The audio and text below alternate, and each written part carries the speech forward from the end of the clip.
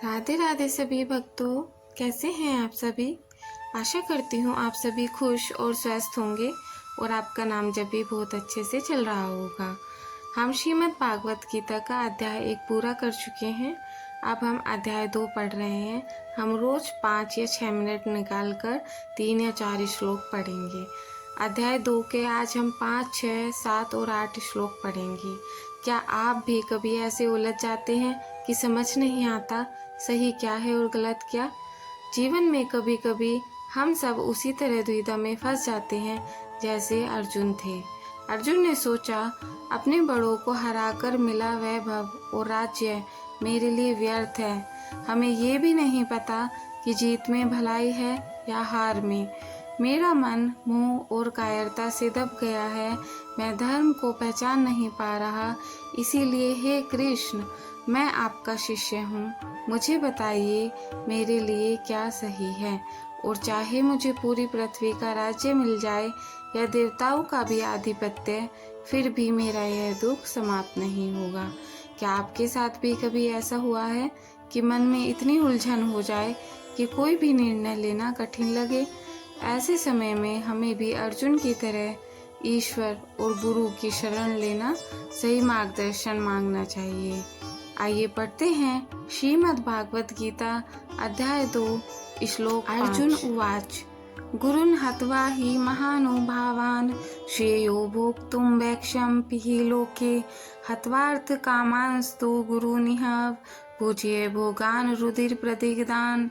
इस श्लोक का अर्थ है, अर्जुन कहता है इन महाअनुभाव गुरुओं को न मारकर इस संसार में भिक्षा से निर्वाह करना भी मेरे लिए श्रेष्ठकर होगा, क्योंकि गुरुओं को मारकर हम जो सुख भोग भोगेंगे वो रक्त से लथपथ होंगे। यहाँ अर्जुन की करुणा और द्वंद्व फिर से सामने आता है। वह सोच रहा है कि अपने गुरुओं भीष्म द्रोण आदि की हत्या कर प्राप्त किया हुआ राज्य और सुख पाप पूर्ण होगा। उसके लिए तो भिक्षा मांगकर जीना भी उन रक्तमय भोगों से उत्तम है। यह श्लोक अर्जुन की गहन नैतिकता उलझन को दर्शाता है, जहाँ धर्म और करुणा के बीच संघर्ष है।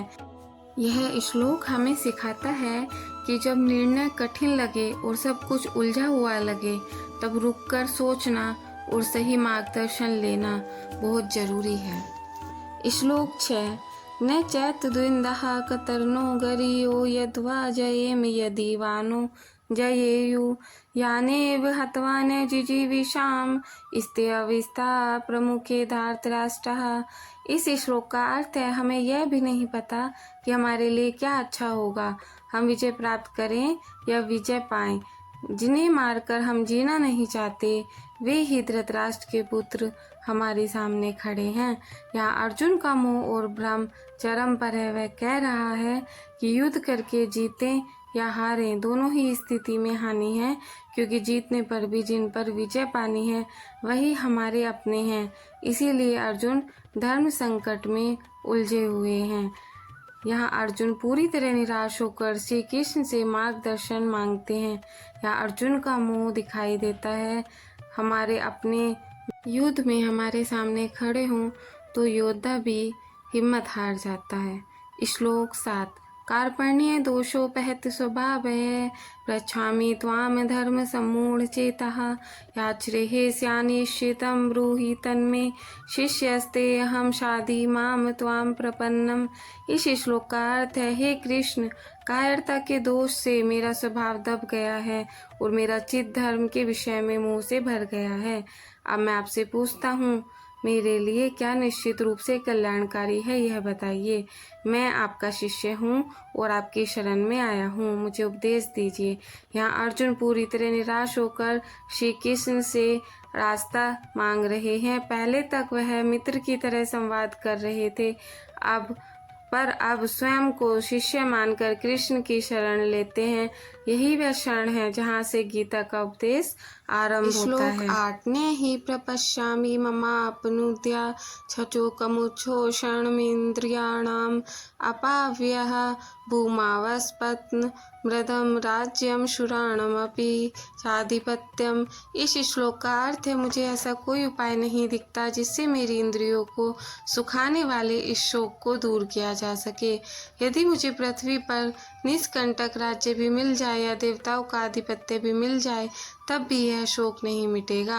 अर्जुन कहता है कि चाहे उसे पूरा संसार और देवताओं का राज्य भी मिल जाए फिर भी उसके हृदय का दुख दूर नहीं होगा। इससे स्पष्ट होता है कि अर्जुन सांसारिक लाभ से ऊपर उठकर आत्मिक समाधान चाहता है। यही कारण है कि श्री कृष्ण उसे ज्ञान और योग का उपदेश देते हैं। इन सारे श्लोकों में अर्जुन का धर्म संकट से शिष्यत्व तक का रूपांतरण दिखता है। पहले वह उलझा हुआ था, फिर शरणागत होकर मार्गदर्शन मांगता है और अंततः सांसारिक लाभ को भी तुच्छ बताता है। यही क्षण था जब गीता का उपदेश शुरू हुआ और यही सीख हमें भी देती है कि जब मनुष्य अहंकार छोड़कर शरणागत होता है तभी सच्चे ज्ञान का द्वार खुलता है। अगर आप भी हमारे साथ जुड़ना चाहते हैं तो हमारे चैनल को सब्सक्राइब कीजिए, वीडियो लाइक कीजिए। हम रोज़ श्रीमद् भागवत गीता का पाठ करते हैं, रोज़ 3 या 4 श्लोक पढ़ेंगे। आप अपने डेली रूटीन में से 5 या 6 मिनट निकालकर श्रीमद् भागवत गीता ज्ञान जरूर प्राप्त करिए। राधे।